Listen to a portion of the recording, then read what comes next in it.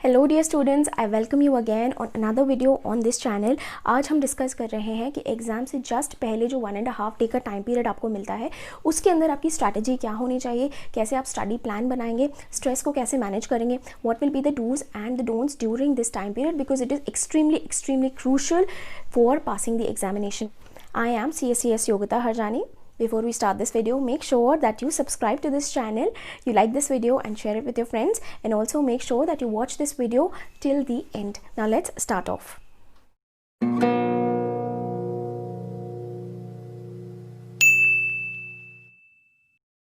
First let's talk कि आप exam से जब वापस आएंगे अगले एग्ज़ाम की तैयारी करने से पहले, तो उस टाइम आपको क्या अप्रोच रखनी है।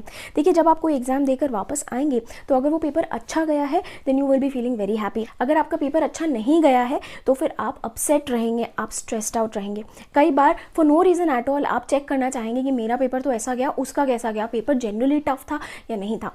आपके मन में ऐसे कुछ ख्याल आए तो भी ना आपको किसी के साथ पेपर डिस्कस करना है, ना आपने जो क्वेश्चन सही किया या गलत किया उसके बारे में इस समय सोचना है। अभी सुनना बहुत आसान है कि एग्जाम से वापस आ जाने के बाद एकदम मूड फ्रेश कर लो और अगले एग्जाम के लिए फोकस करो, उसको भूल ही जाओ। बोलना काफ़ी आसान है बट करना थोड़ा डिफिकल्ट है। So I just tell you how you have to do it. So you have to create a routine, a refresh routine. What is that routine? जब आप एग्ज़ाम देकर वापस आएंगे तो उस टाइम पे आपको बस अपने आप को कंट्रोल करना है कि आप किसी से भी बात ना करें पेपर के बारे में। वापस आ जाने के बाद first thing you do is go take a shower. ठीक है, नहा के आ जाओ। नहा के आने के बाद you will feel a little fresh, then have a cup of tea if you like, और कॉफ़ी और whatever works for you, and have a meal, खाना खा लीजिए। ठीक है, उसके बाद अगर आपको लगता है then go take a nap. Once आपकी नैप कंप्लीट हो जाती है, सोकर आप उठ जाते हैं, you are going to feel a lot fresh. Sit down, take your syllabus for the next paper. आपके क्या क्या चैप्टर्स आपको करने हैं वो आप देख लीजिए। देन उसके साथ में एक बार ज़रा सोच के देखिए आपके पास कितना टाइम है। उस पर्टिकुलर डे के अंदर रात को 11-12 बजे तक अगर आप पढ़ लेते हैं तो 4-5 घंटे का आउटपुट आप निकाल सकते हैं। अगले दिन के अंदर 12 से 13 घंटे आपका पूरा दिन निकल सकता है। एंड उसके नेक्स्ट डे जब आपका पेपर है उस दिन भी एग्ज़ाम में जाने से पहले 1 बजे तक आप आराम से 5 से 6 घंटे निकाल सकते हैं। Right, this is the minimum that you can squeeze and you can study. ठीक है, तो अब आपके पास टाइम है, आपके पास सिलेबस है, अब आपको बस एक रफ प्लान बनाना है। You have to study in a time bound manner. Every single chapter के लिए वही मार्जिन में आप लिख लीजिए, इसको 1 घंटे में कंप्लीट करना है, इसको 2 घंटे में कंप्लीट करना है, इसको 1 घंटे में कंप्लीट करना है, just like that, so that आप किसी तरीके से कोर्स को इस 1.5 डे में कंप्लीट कर सकें। राइट, जब आप ये प्लान बना रहे हैं कोशिश कीजिए कि प्लान ऐसा बनाइए अगले दिन रात को 12 बजे तक आपका सारा कोर्स रिवाइज होने का आपको प्लान बनाना है। राइट, दैट मीन्स जिस दिन आपका एग्जाम होगा उस दिन जो मॉर्निंग का 4-5 घंटे का टाइम बचा है उसको आप काउंट मत कीजिए, इसी टाइम पीरियड में कंप्लीट करने का कोशिश कीजिए कोर्स को। What will happen is course definitely थोड़ा खींच ही जाएगा। So what will happen is उस लास्ट दिन के अंदर मॉर्निंग में जो आपके पास 4-5 घंटे बचे उसमें कैसे तो करके जो बचे हुए टॉपिक्स हैं उनको भी आप कंप्लीटली रिवाइज कर पाएंगे। ना यहाँ पर देखिए, आप पूरा दिन सुबह से लेकर पढ़ रहे थे, फिर आप ट्रैवल करके गए, फिर आपने एग्जाम दिया, so most likely you must be exhausted.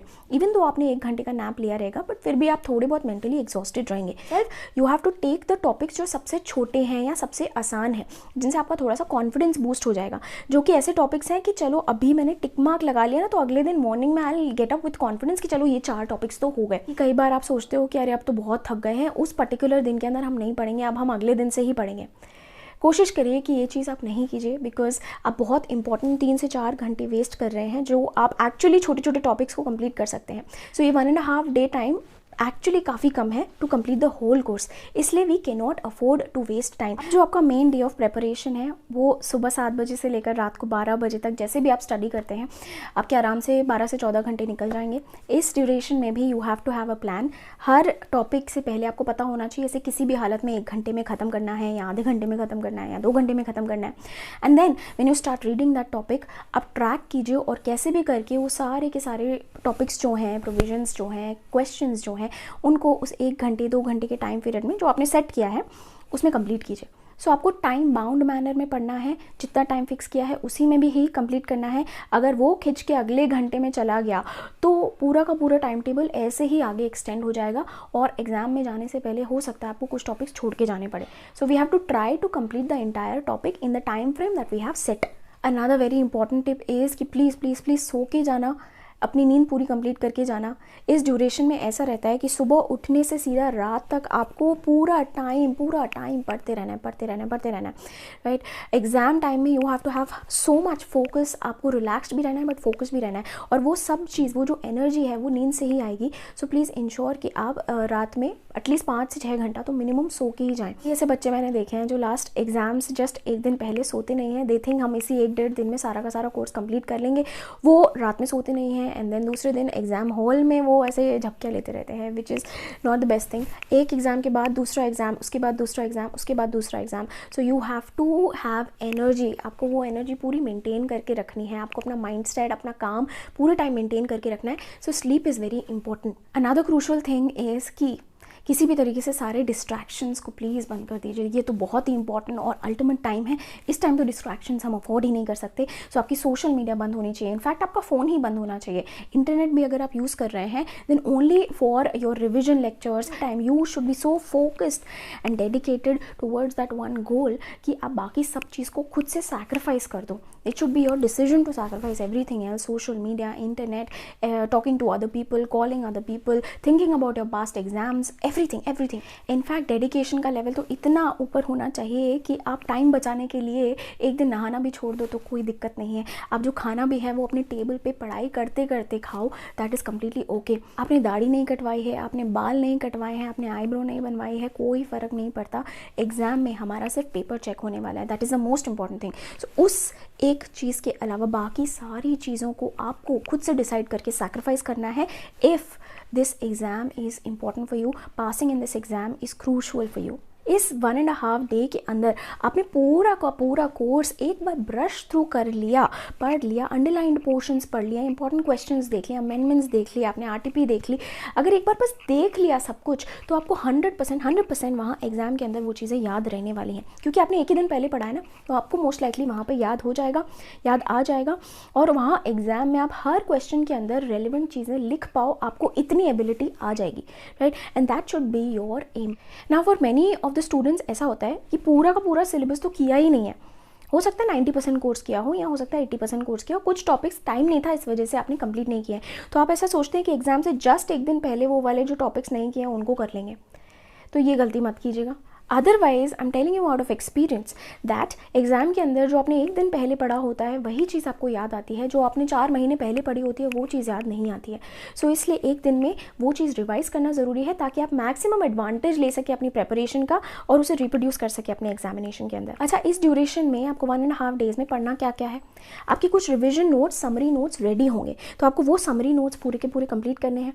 या ऐसा भी हो सकता है कि आपने बुक के अंदर ही मार्क करके रखे हों इंपॉर्टेंट टॉपिक्स, आपने हर टॉपिक के अंदर इंपॉर्टेंट चीज़ें अंडरलाइन कर रखी हो, आपने इंपॉर्टेंट डिफिकल्ट क्वेश्चंस मार्क करके रखे हो, ठीक है। वो सारी की सारी चीज़ें आपको हर चैप्टर के अंदर अभी वापस करनी है। तो अगर आपने सोचा है कि एक चैप्टर को 1 घंटा दिया है तो उस 1 घंटे के अंदर if it is a theory subject तो आपको हर कॉन्सेप्ट के अंडरलाइन पोर्शन को रीड थ्रू कर देना है, ठीक है। आपको रिकॉल करने की कोशिश नहीं करनी है, रटने की कोशिश अब नहीं करनी है, because this is not the time.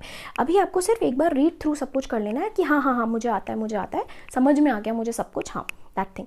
अगर प्रैक्टिकल पेपर के लिए पढ़ रहे हैं तो आपने जो भी क्वेश्चंस इंपॉर्टेंट मार्क करके रखे हैं उनका सोल्यूशन देख लेना है, उनके अंदर जो की चीज़ें स्टार मार्क करके रखी हुई होंगी आपने उन चीज़ों को देखते जाना है, जो कॉन्सेप्ट्स हैं, जो फॉर्मूलाज हैं उनको देखते जाना है। आरटीपी आपको प्रैक्टिकल हो या थ्योरी पेपर हो, आपको आरटीपी तो उसके इंपॉर्टेंट क्वेश्चंस को देख के ही जाना है। सिमिलरली जो लॉ रिलेटेड सब्जेक्ट्स हैं यानी कि टैक्स हो गया या फिर आपका कंपनी लॉ हो गया, उसके अंदर जो भी अमेंडमेंट्स इशू हुए हैं वो भी आप एक बार रीड थ्रू करके जाएंगे, क्योंकि उसमें से डायरेक्ट क्वेश्चंस आते ही आते हैं। देखिए, इस 1.5 डे के टाइम पीरियड में आपको इमोशंस के चक्कर में नहीं फंसना है। अगर आपका लास्ट पेपर बहुत अच्छा हुआ है तो हो सकता है आप हवा में उड़ रहे हो।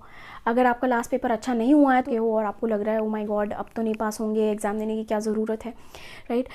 कई बार ऐसा होता है हम ऐसा कुछ भी फील नहीं कर रहे हैं लेकिन किसी से डिस्कस कुछ कर लिया या सोशल मीडिया पे कुछ देख लिया, ठीक है, उसकी वजह से हमारे दिमाग में कोई इमोशन ट्रिगर हो जाता है। Because at this time your mind is extremely fertile, because आप इतने टाइम से कॉन्सेंट्रेटेड स्टडी कर रहे हो, your mind is extremely fertile, right. So ऐसे टाइम में इधर उधर से कुछ भी मिल जाता है तो आप एक इमोशनल रोलर कोस्टर पे जा सकते हो, राइट। कभी हैप्पी कभी sad, both are dangerous. Okay, आपको इमोशंस के चक्कर में नहीं पड़ना है। You have to be extremely practical. Whatever you are feeling, उसको साइड में रखते हुए आपको सिर्फ इस बात पे ध्यान देना है इस 1.5 दिन के अंदर आपका कोर्स मैक्सिमम से मैक्सिमम रिवाइज हो जाए और वहाँ जाकर आप काम तरीके से एग्ज़ाम 100% अटेम्प्ट करने की कोशिश करो।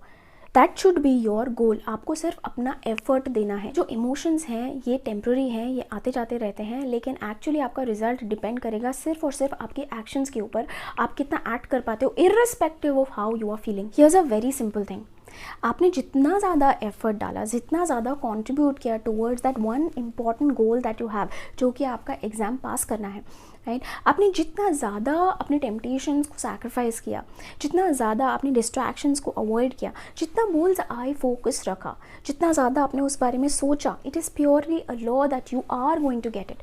सो have faith in your effort, believe that आप ये कर पाएंगे। ओके, आपने जितना भी अभी तक एफर्ट डाला है उसे किसी तरीके से बस आपको रिवाइज करना है, आपको सब चीज़ याद रहेगी। और उसके बाद भी अगर आपको डर लगता है, then pray to God, ask him to give you strength, pray to him that आपने अपनी साइड से सारा एफर्ट डाल दिया है, बाकी सब चीज़ उन्हें हैंडल कर लेने दो, and he is going to handle it well, right. In the exam आपको सब चीज़ याद रहेगी and everything is going to work out for you. Okay, so that's it from my side in this video. Make sure that you share this video with your friends, like this video, leave me a comment also, and subscribe to this channel. I'll see you again in another video. All the very, very best. Bye bye.